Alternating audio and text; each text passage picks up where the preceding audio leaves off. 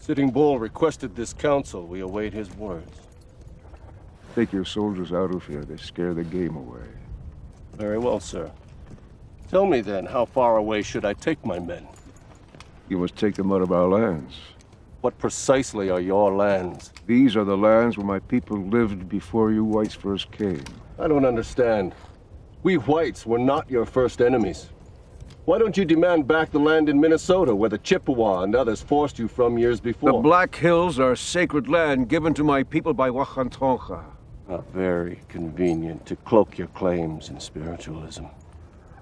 And what would you say to the Mormons and others who believe that their God has given to them Indian lands in the West?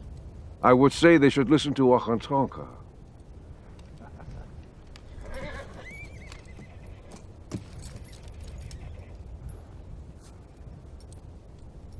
No matter what your legends say, you didn't sprout from the plains like the spring grasses, and you didn't coalesce out of the ether. You came out of the Minnesota woodlands, armed to the teeth, and set upon your fellow man. You massacred the Kiowa, the Omaha, the Ponca, the Oto, and the Pawnee without mercy. And yet you claim the Black Hills as a private preserve bequeathed to you by the Great Spirit. And who gave us the guns and powder to kill our enemies? And who traded weapons to the Chippewa and others who drove us from our home? Chief Sitting Bull, the proposition that you were a peaceable people before the appearance of the white man is the most fanciful legend of all. You were killing each other for hundreds of moons before the first white stepped foot on this continent.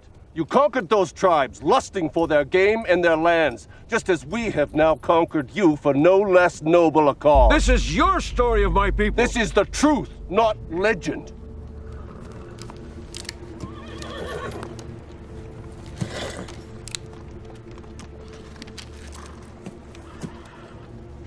Crazy Horse has surrendered with his entire band.